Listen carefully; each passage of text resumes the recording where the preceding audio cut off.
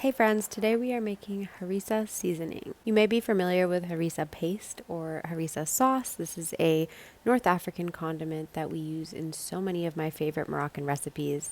And today we are making it in a spice blend form. So we're starting with a blend of dried peppers. I'm using a blend of pretty neutral, not too spicy peppers I found at the grocery store, as well as 3 dried Thai chilies, which are known to be spicier because I do want a little bit of a kick, but I don't want it to be so overpowering that you don't get the flavor and the smokiness of the rest of the peppers. It's up to you completely what kind of peppers you'd like to use here. You can totally lean more into the spicy flavors or just keep it pretty neutral. So we're going to start by removing the seeds and the stems from our peppers. I like to do this by cutting the stems off, kind of like you would with a bell pepper or a fresh pepper. And then I like to slice the peppers in half and just open them up and let the seeds sort of pour out when possible.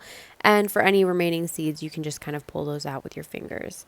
And again, we're going to do this for all of our peppers. And then for the large peppers, just dice them up into smaller pieces that are going to fit in our pan. Because the next step here is to toast our peppers. So we're toasting our peppers in a pan over medium-low heat. And the purpose of this is to really get them all dried out to make sure there's no moisture left for when we transform this into a powder.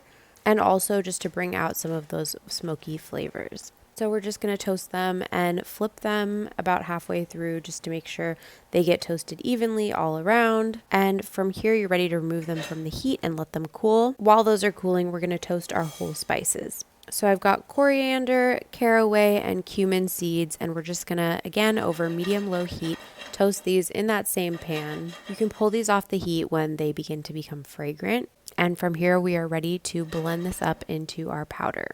So in a strong, high-powered food processor, we're going to combine all of those spices that we just toasted up as well as our dried peppers. And you can also add your garlic and salt at this point. If you don't have a food processor, you could do this in small batches in a spice grinder or a clean coffee grinder. And just continue to pulse until the peppers have broken up into a fine powder. It should look like a spice blend. You know, you don't want any big chunks of peppers left in there. So just keep going until you've got a fine powder. And it's up to you if you want to use salt. You could definitely omit this if you'd like to have a little bit more control over the salt level. And from there, you are done. You've got this really beautiful, vibrant, flavorful spice blend. You can use this on all kinds of different proteins, chicken, fish, steak, you name it. It's also really great with vegetables. I like roasting veggies in the oven with this as a spice rub. And I like to store this in my spice cabinet in an airtight jar just to keep it super fresh. And that's all there is to it. I hope you give this a try and enjoy.